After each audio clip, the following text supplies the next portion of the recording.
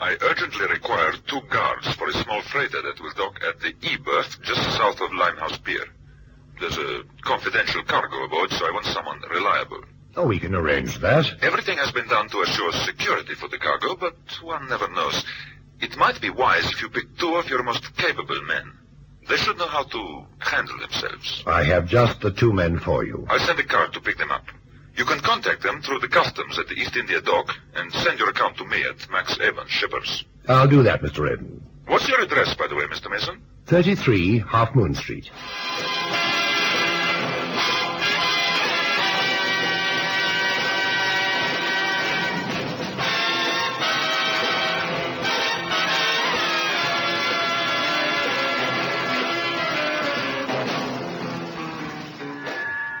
I called my story tonight, Confidential Cargo.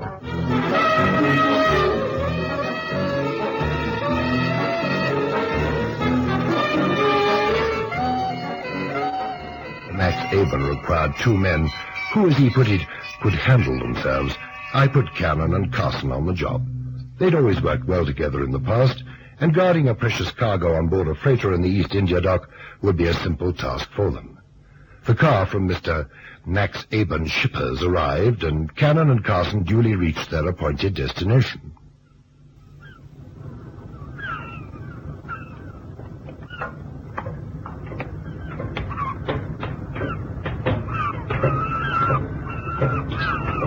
Hold it, mates. You don't go no further. We're the ship's guard. Are you Smith? That's me. Got any papers? Right here. This is Crash Carson. All right, mates. Come aboard the good ship Gascony and make yourselves at home. You, Cannon, you've got the port side berth forward, and you're on the starboard side right opposite Carson. Who else is on board, Smith? Call me Smudge. Even the skipper does. All right, Smudge. Yes, well, now, there's me and old Curly Kleinman. You'll meet him, and 2 Lascar firemen who ain't allowed ashore. Right then, if you follow me, I'll show you to your bunks.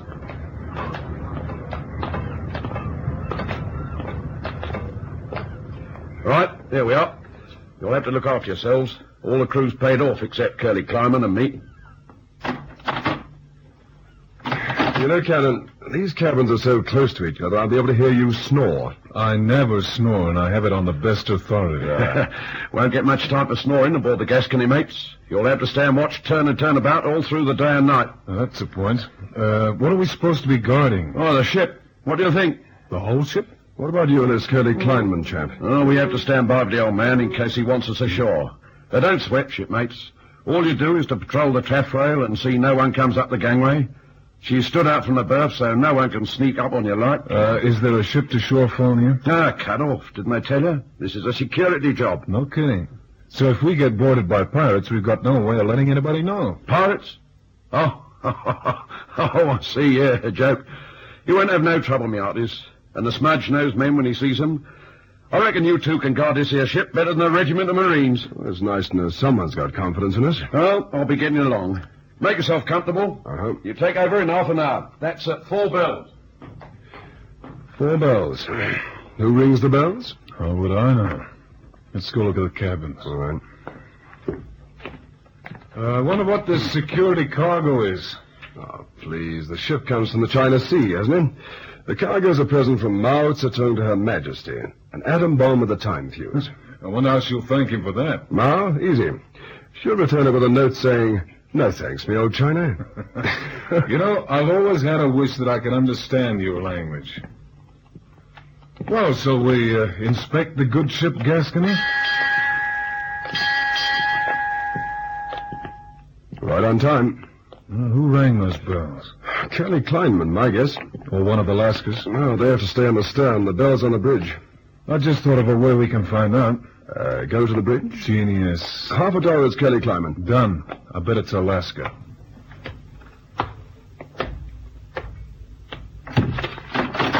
Hey, what was that? Trap door. See in the corner. As we came onto the bridge, somebody did a disappearing act down the trapdoor. Curly Kleinman or Alaska, I wonder? No, the smudge said old Curly Kleinman, and I never met a seafaring Lascar who used French perfume. Well, you got sensitive nostrils. Nostalgic is a better word. Mm-hmm. Now, how do you suppose we find out who went through that trapdoor? Open it. You know, Carson, you get better every day. Thank you. Now it's locked from underneath. French perfume. The Smudge? No. The Lascar? No. Curly Kleinman? Hey, what you do up there? No. Crash Carson, we have a mystery on our hands. Can't you hear me or are you there? We're ahead, Curly. We'll be right down. You there, 2 new men. That's right. You must be Curly Kleinman. How do you know my name? Well, Smudge told us there was only one other person aboard apart from the 2 Lascars. He said the other one was called Curly Kleinman, and since you don't have a hair on your head, I figured you must be Curly. You sound like a smart boy, but don't get too smart. This ship's got available cargo. You're paid to guard it, not to go nosing around the bridge. Didn't the Smudge tell you to patrol the rail and watch the gangway? Right. Well, why don't you do what you're paid to do, then? We, friend, have been admonished. You're smart, eh? No, I'm Carson. Funny boy. Well, you watch your step. We will, all the way around the taffrail. I'm in the well next to the galley if you want me. Don't let anybody come aboard, understand? No one at all. Not even the skipper? Funny man. I'm in the wrong profession. I should be resident comedian at the Palladium. Curly, Yeah? since we're responsible for the whole ship, we'd like to know who's on board at the moment. Didn't this much tell you? Me, him, and the 2 Lascars. Nobody else, huh? Of course no one else. What do you think? Now get about your business, or I'll call up the skipper and have you fired. Crash, are you thinking what I'm thinking? Yeah, you can't call up the skipper because the phone's cut off. That's Right. what the Smudge said. And if there's only 6 of us on board this floating coffin, then the Lascars must use scent. Hang on. Yeah, right down the well deck. 2 Lascars. An odor. A delicate odor. No. French perfume? Unquestionably, no. Well, watch on, watch off, Smudge said, so I propose that you take the first turn around the deck whilst I mosey along to the cabin quarters underneath the deckhouse and see what I can see. Cannon. Perhaps Curly Kleinman's right. Perhaps we shouldn't poke our noses into what doesn't concern us. If there is someone else on board, so what? They might not want us to know about it. No, sir. We've been paid to watch this ship. If it has a stowaway, then it's up to us to find out about it. All right, Captain Bligh, I'm no fletcher Christian. Just keep out of trouble, that's all. Oh, you can rely on me. Now, you keep an eye on those Lascars and watch out for the Smudge. As far as I know, he didn't go ashore. You're the one who better keep your eyes peeled.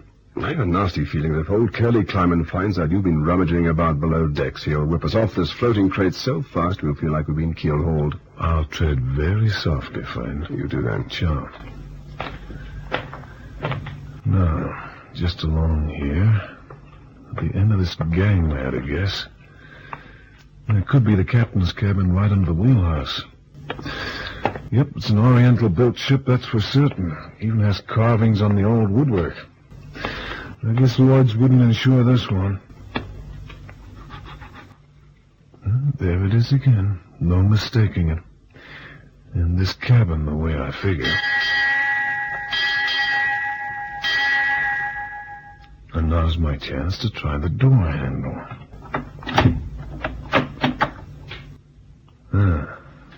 Empty. But the trapdoor is open. I found it.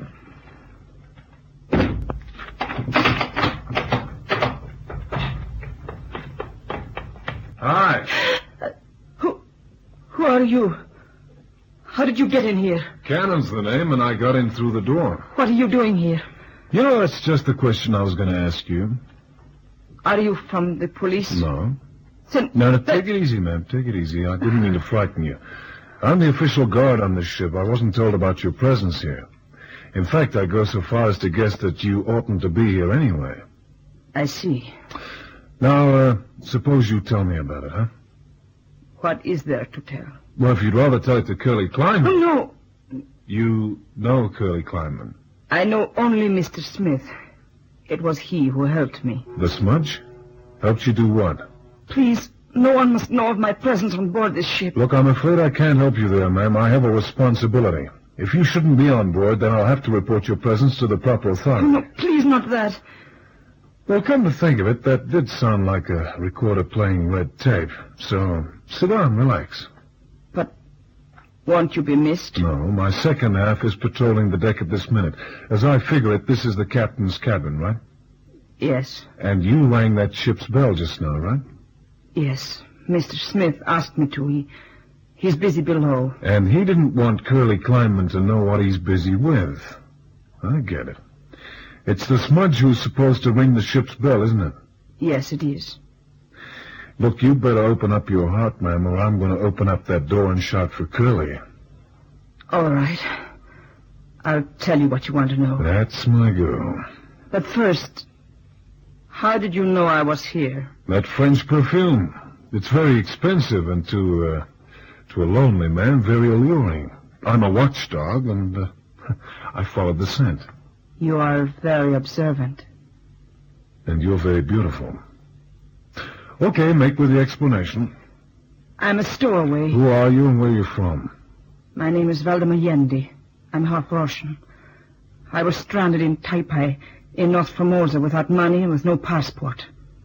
The ship was cruising in the China Sea and called at Taipei. Mr. Smith was ashore and I met him. He offered to help smuggle me to England. In the captain's cabin? I have used the cabin only since we docked. Mr. Smith is taking me ashore tonight. And where did you hole up during the voyage? In a spare cabin in the forepart of the ship. A spare cabin? And nobody saw you on the whole voyage from the China Sea? I see you know nothing of this ship, the Gascony. She is not seaworthy, but she was built many years ago on the slips at Amoy. The skipper hardly left his cabin the whole voyage. Most of the time he lay on his bunk with a bottle. All the crew were recruited from the waterfronts of the East. Mr. Smith and Mr. Kleinman are the only two white men aboard, apart from the skipper. I get it. And what cargo is she carrying? Tallow. Tallow? I got news for you, man. This cargo's embargoed as top secret. Oh, but that's impossible. What could be secret about tallow? I don't know. Or maybe I'll never find out. But I'll get to know you a little better in the coming few days. Life gets lonely on board an empty ship. On board? But Mr. Smith is taking me ashore tonight. Correction. Mr. Smith was taking you ashore tonight. But my orders are to allow nobody on board except the Smudge, Kleinman, and two Lascars. Since you're here anyway, you stay on board. So you see, the position's reversed for you. I can't make contact with the shore. So here you are, and here you stay until I get an instruction to the contrary from Mr. Max Aben, the guy who employs me. But what purpose can be served by keeping me here? And for all I know, Valdemar Yendi, you might be the precious cargo.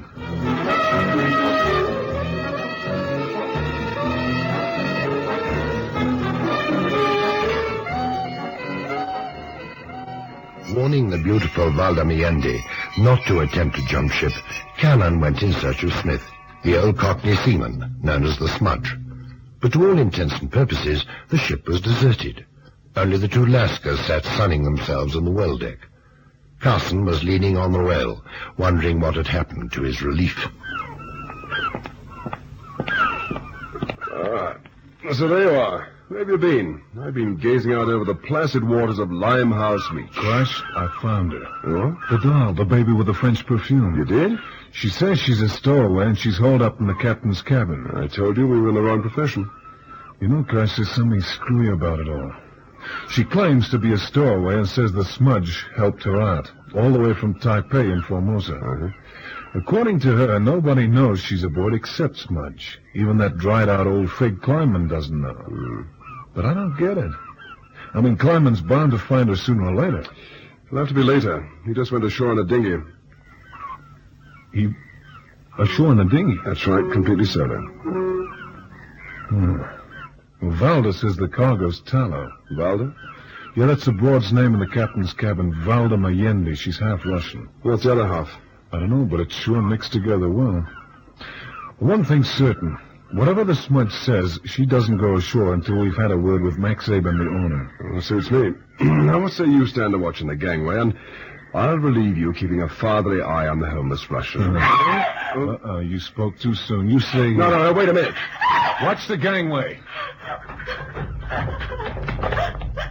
Where are you?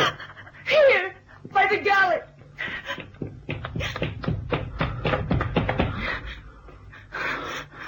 Holy smoke. The smudge. What happened? I came along to make tea. I found him lying there. He's dead. Are you kidding? His throat slit from ear to ear. Crash! Yes?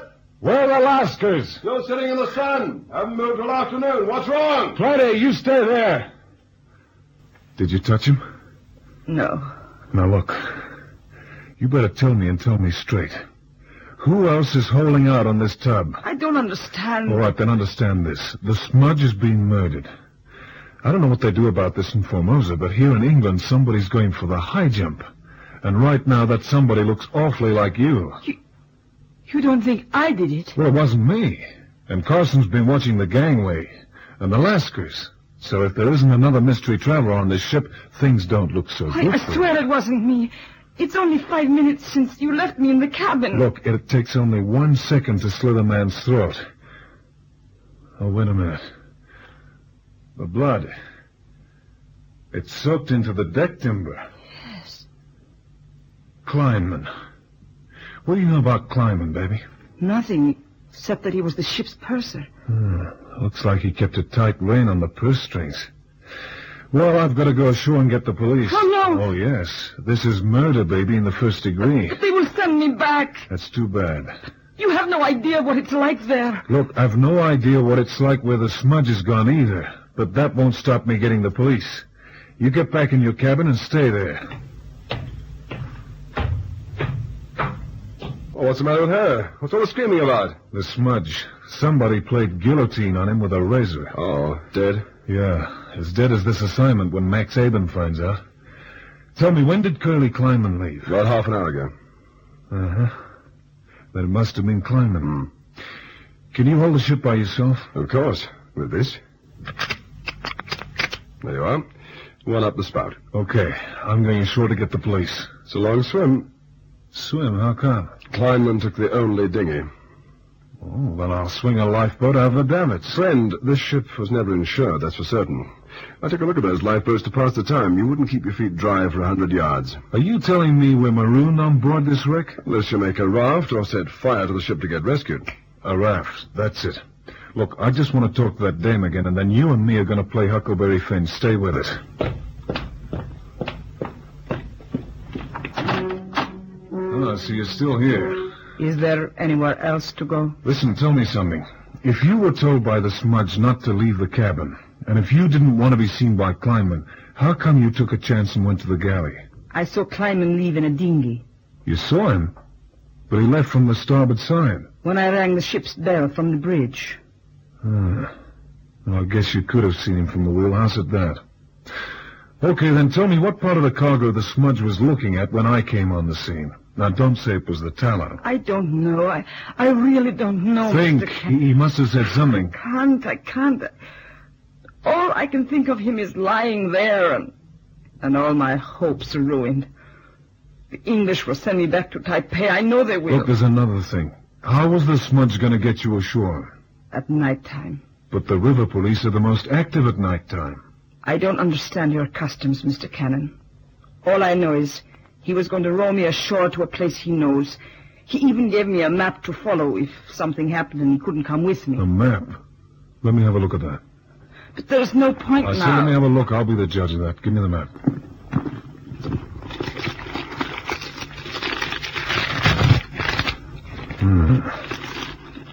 A row of houses between Nelson Dock and Cuckoo's Point. Well, this house hangs out over the river, built on piles. And the steps lead up to a trapdoor that opens into the house. Now, the Nelson Dock. That's right across the river. Is it? Okay, Valda. Did Kleinman know about this map? He might know of the trapdoor. Mr. Smith and he were great friends. How friendly can you get with a guy? Now, listen, we're building a raft. Curly took the last boat out. Tonight, I'm going ashore for the police. If a boat passes near enough to us in the meantime, we'll call for help. If not, I'll row ashore on the raft. You coming with me? Ashore? Now, don't get any wrong ideas, baby. You'll have to report to the police. But Crash Carson will be alone here guarding the gangway with two Lascars doing I do not know what. If you get scared, he might be tempted to leave his post. And I can't take that chance. So you stay put, baby. because that seems to be the best way of staying alive.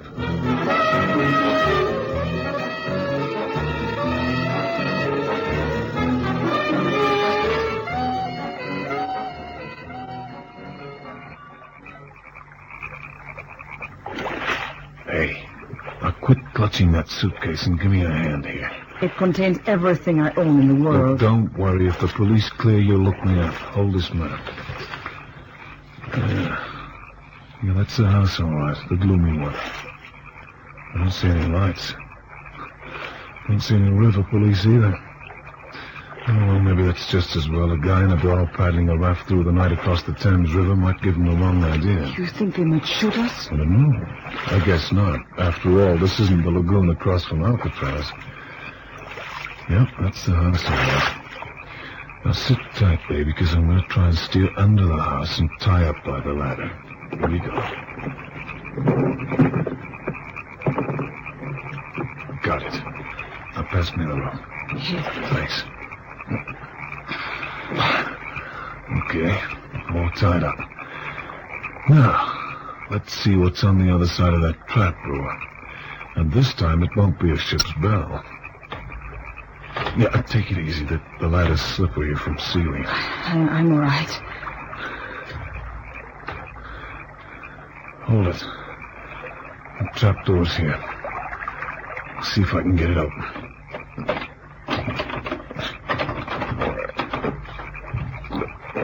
Yeah. Got it. Okay, hand me the flashlight, Valda. Hold him, you fool. If he slips back, he'll knock Valda into the river. I got him. Okay. He's heavy. You must give me a hand. Okay. Got him. Together. Now.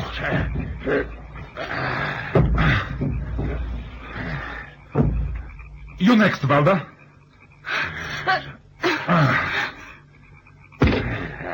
Shall I make sure he makes? No, leave him, Curly. He won't wake up for a long time. Put the light on, Valda. The switch is in the corner. Tough customer. I hope you didn't hit him too hard, Curly. Well, if I had my way, I'd finish him off. What for? He didn't see me? But he's seen me on the ship. As long as he didn't see you here, they can prove nothing. Anyway, one killing is enough for one day. The suitcase, Valda. Now, Curly, let's have a look at our confidential cargo. But this contains nothing but clothing. Just a minute. Valda, where did you get that gun? In the captain's cabin. He must have feared for his life at sea. I cannot say I blame him. What are you doing? If you move an inch, I'll kill you both. You planned it too well, Max. And if it hadn't been for him on the floor, I might have well exchanged a Chinese prison for an English hangman's rope.